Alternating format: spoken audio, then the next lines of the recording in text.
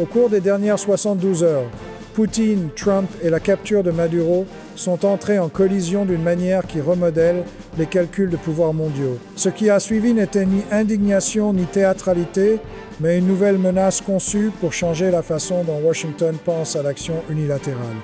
Il ne s'agit pas seulement du Venezuela, il s'agit de précédents, de dissuasion et des coups cachés de forcer les résultats.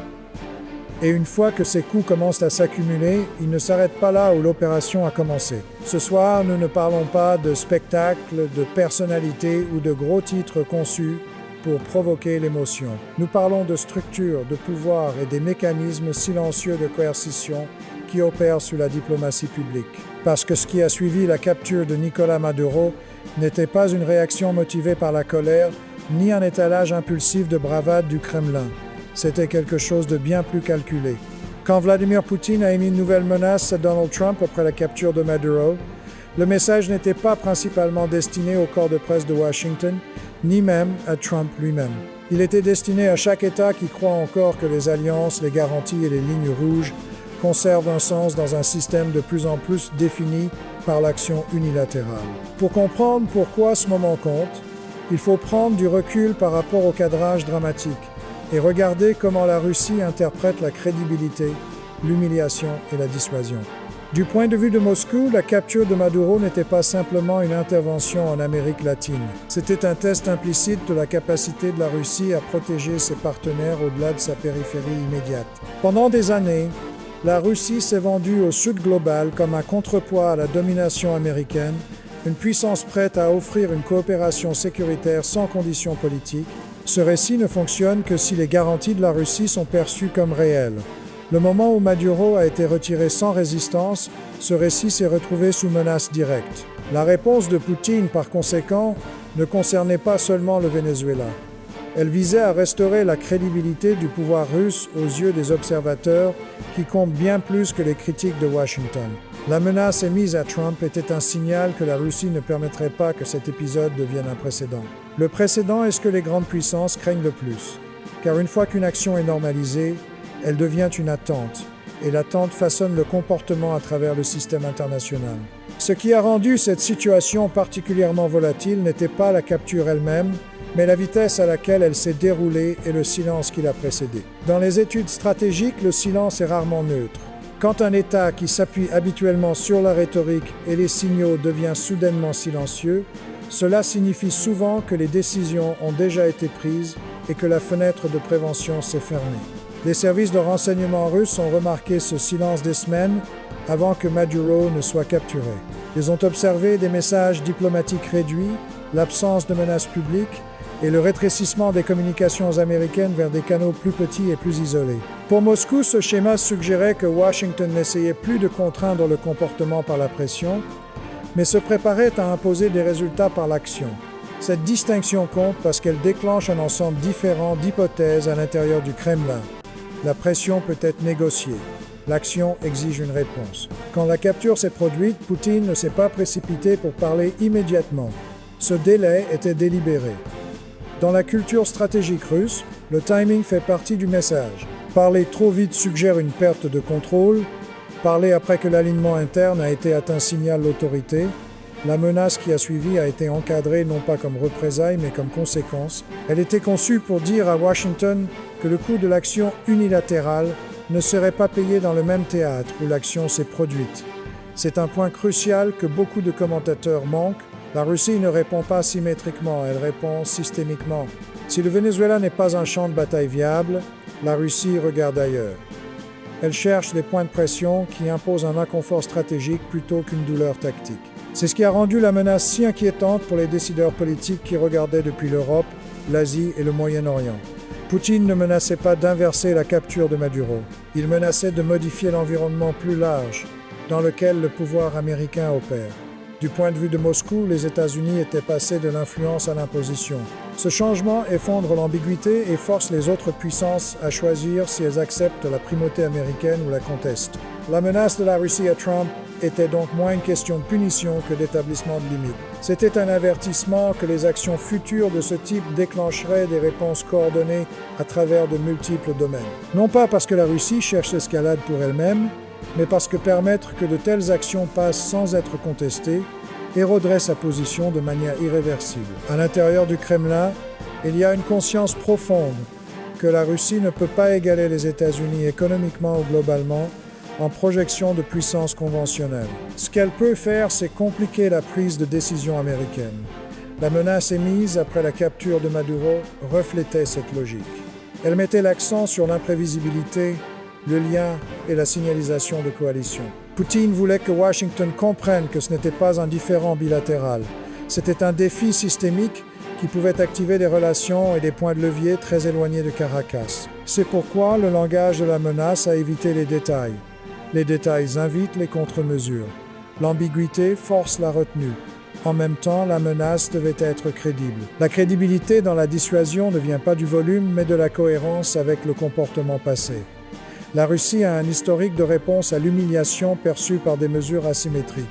Elle l'a fait en Europe dans le cyberespace, sur les marchés de l'énergie et par l'obstruction diplomatique. Le message à Trump était que le Venezuela serait ajouté à ce registre. Ce qui rend cet épisode différent des confrontations précédentes est le contexte domestique des deux côtés. Poutine gère un conflit prolongé en Ukraine, la pression économique des sanctions et l'équilibrage des élites internes. Trump, pour sa part, opère dans un environnement politique fracturé où l'action décisive est souvent utilisée pour projeter la force vers l'extérieur et l'unité vers l'intérieur. Quand des dirigeants sous pression interagissent, leurs incitations se désalignent avec la stabilité. Chaque action est filtrée à travers la crédibilité domestique plutôt que la retenue internationale. La menace de Poutine reconnaissait cette dynamique. Elle était encadrée d'une manière qui permettait à Trump de revendiquer la victoire au Venezuela tout en avertissant que la victoire ne resterait pas sans coup. En théorie de la dissuasion, cela s'appelle permettre des sorties qui sauvent la face tout en imposant des conséquences différées. C'est une approche sophistiquée conçue pour éviter l'escalade immédiate tout en préservant le levier. Les observateurs dans les capitales alliées ont compris cela immédiatement. Ils n'ont pas entendu une menace de guerre. Ils ont entendu une déclaration que les règles gouvernant l'intervention étaient en cours de renégociation. Cette renégociation est ce qui déstabilise véritablement le système international. Pendant des décennies, l'action unilatérale américaine était amortie par l'hypothèse que les rivaux protesteraient mais s'adapteraient. La capture de Maduro a défié cette hypothèse, et la réponse de Poutine a clairement indiqué que l'adaptation n'était plus garantie. La menace à Trump était donc aussi une menace à la prévisibilité. Si la prévisibilité s'érode, la stabilité dissuasive aussi. Les États commencent à se couvrir. Les alliances deviennent transactionnelles et la gestion des crises devient plus difficile. C'est pourquoi la réaction à la déclaration de Poutine s'est étendue au-delà de Washington. Les gouvernements qui dépendent des garanties de sécurité américaines ont commencé silencieusement à réévaluer les limites de ces garanties. Si les États-Unis sont prêts à agir unilatéralement contre un dirigeant souverain, et si cette action déclenche un rejet systémique plutôt qu'un acquiescement, alors le calcul coût-bénéfice de l'alignement change. La Russie comprend cela. Elle a toujours joué le jeu long de l'érosion plutôt que du remplacement. Elle n'a pas besoin de vaincre les États-Unis directement. Elle doit rendre la domination américaine plus coûteuse à maintenir. La menace émise après la capture de Maduro était un pas dans cette direction. Elle signalait que les interventions autrefois considérées comme à faible risque porteraient désormais des conséquences plus larges. Elle rappelait à Washington que la projection de puissance ne concerne pas seulement la capacité, mais les réactions qu'elle provoque. Et elle avertissait que la Russie, même sous tension, conserve la capacité de façonner ses réactions de manière qui complique les objectifs américains. Au fur et à mesure que la nuit se déroulait, les analystes se sont concentrés sur ce que Poutine a dit. Mais la question la plus importante était ce qu'il n'a pas dit. Il n'a pas spécifié de calendrier. Il n'a pas énoncé de demande. Il n'a pas proposé de négociation. Cette omission était intentionnelle. Elle plaçait le fardeau de l'incertitude sur Washington. Quand un rival refuse de définir ses paramètres de réponse, il force la retenue non par la peur, mais par le calcul. Trump ne pouvait pas savoir où la réponse émergerait, seulement qu'elle le ferait. Cette incertitude est l'essence de la dissuasion par déni plutôt que de la dissuasion par punition. Elle n'arrête pas l'action par la menace seule. Elle contraint l'action en rendant les résultats inconnaissables. C'est l'environnement stratégique qui a suivi la capture de Maduro. C'est un environnement dans lequel les règles ne sont plus supposées, où le silence signale l'intention, et où les menaces concernent moins la violence immédiate que les conséquences structurelles à long terme. La nouvelle menace de Poutine à Trump n'était pas le début de ce changement, mais c'était un marqueur clair de combien il a progressé. Le monde entre dans une phase où les actions unilatérales ne se dissipent plus silencieusement dans le bruit diplomatique. Elles s'accumulent, interagissent et provoquent des réponses qui remodèlent le système lui-même. C'est le contexte dans lequel cette crise doit être comprise. Et c'est pourquoi ce qui vient ensuite comptera bien au-delà du Venezuela, bien au-delà de Washington et bien au-delà de Moscou. Si vous voulez comprendre ce qui se passe ensuite, vous devez arrêter de penser en termes de représailles et commencer à penser en termes de contraintes. Les grandes puissances cherchent rarement la vengeance pour elles-mêmes. Elles cherchent à façonner le comportement futur des autres États en modifiant l'environnement dans lequel les décisions sont prises. C'est exactement ce que la Russie a commencé à faire une fois qu'il est devenu clair que Maduro n'était plus sur le sol vénézuélien. La signalisation militaire immédiate, la portée diplomatique et la menace soigneusement calibrée à Trump n'étaient pas des actes isolés. C'étaient des composantes d'un effort plus large pour redéfinir la structure des coûts de l'intervention américaine. Du point de vue de Moscou, la capture de Maduro a exposé une asymétrie dangereuse. Les États-Unis ont démontré qu'ils pouvaient encore exécuter des opérations de précision loin de chez eux avec un avertissement minimal. La Russie a démontré en réponse qu'elle pouvait encore perturber, compliquer et escalader à travers des domaines que Washington ne contrôle pas entièrement. Aucun côté n'essayait de gagner le Venezuela. Les deux côtés essayaient de façonner la prochaine crise. Cette distinction est critique. Des analyses qui se concentrent sur la brillance tactique ou la légalité de l'opération manquent l'implication stratégique. Une fois qu'un dirigeant est capturé, la question n'est plus de savoir si l'action était justifiée, mais si elle peut être répétée sans déclencher des conséquences inacceptables. L'objectif de la Russie est de s'assurer que la réponse à cette question devienne de plus en plus incertaine. Cette incertitude force l'hésitation, et l'hésitation est l'ennemi de l'unilatéralisme. Le Kremlin comprend qu'il ne peut pas inverser la capture sans risquer une confrontation directe. Ce qu'il peut faire, c'est démontrer que les opérations futures ne resteront pas compartimentées. Elles s'étendront vers d'autres arènes où les intérêts américains sont exposés. Les marchés de l'énergie, les transferts d'armes, l'infrastructure cybernétique, les processus diplomatiques et les points d'inflammation régionaux deviennent tous des lieux potentiels de réponse. C'est ce qu'on entend par escalade horizontale. Elle n'augmente pas l'intensité en un seul endroit. Elle augmente l'ampleur partout.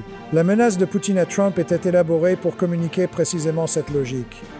Elle évitait le langage sur le Venezuela lui-même et se concentrait plutôt sur les normes, la souveraineté et les conséquences. Ce cadrage n'était pas accidentel. Il était conçu pour raisonner avec les États qui ne sont pas idéologiquement alignés avec la Russie, mais qui sont profondément préoccupés par le précédent.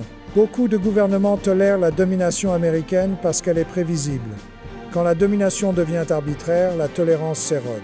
La Russie tente d'accélérer cette érosion en se présentant comme le défenseur d'un ordre basé sur des règles, même alors qu'elle viole cet ordre ailleurs. Cette contradiction apparente n'affaiblit pas le message de la Russie.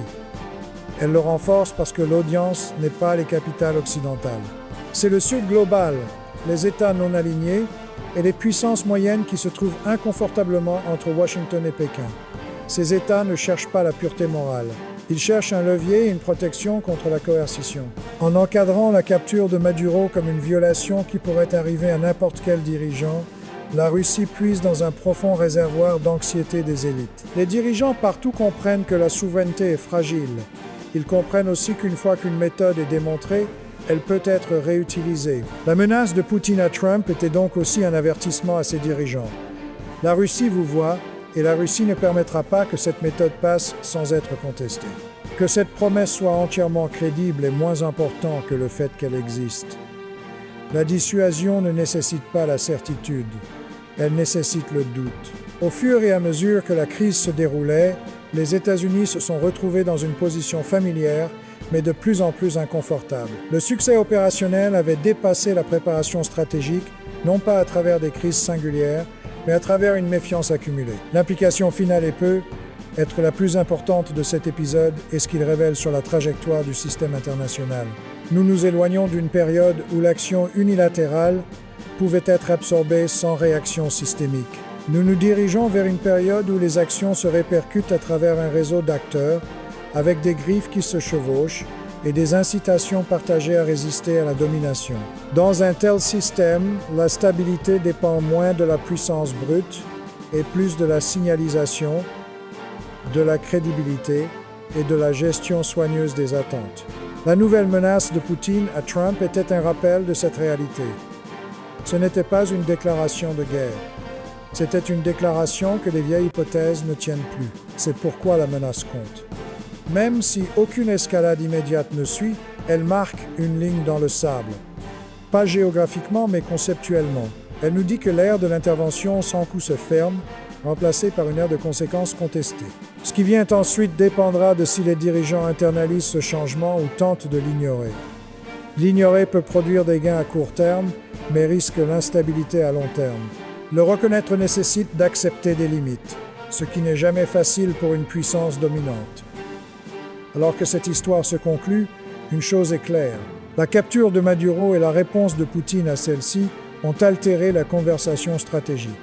Elles ont forcé un ajustement avec les réalités du pouvoir, de la vulnérabilité et de l'interdépendance. La menace émise à Trump ne concernait pas l'action d'hier. Elle concernait le monde de demain. Et dans ce monde, les règles sont réécrites non pas par les discours seuls, mais par le poids cumulatif des choix et les réactions qu'ils provoquent. Si cette réécriture mène à un ordre plus retenu ou à un ordre plus volatile reste à voir, mais la direction du voyage est indubitable. Le pouvoir est contesté plus ouvertement. Le précédent est défié plus agressivement. Et l'espace pour l'action unilatérale sans réponse se rétrécit. C'est la signification durable de ce moment. Ce n'est pas une crise qui sera résolue rapidement. C'est un signal que le système international entre dans une nouvelle phase. Une phase définie moins par la domination et plus par la friction, moins par la certitude et plus par les conséquences. C'est la réalité que les décideurs politiques doivent maintenant confronter. Et c'est la réalité qui façonnera la politique mondiale longtemps après que les gros titres seront passés à autre chose. C'est Analyse Georges et merci de nous avoir regardés. Si cette analyse vous a aidé à mieux comprendre la géopolitique mondiale, abonnez-vous à la chaîne et activez la cloche de notification pour ne manquer aucune de nos prochaines vidéos.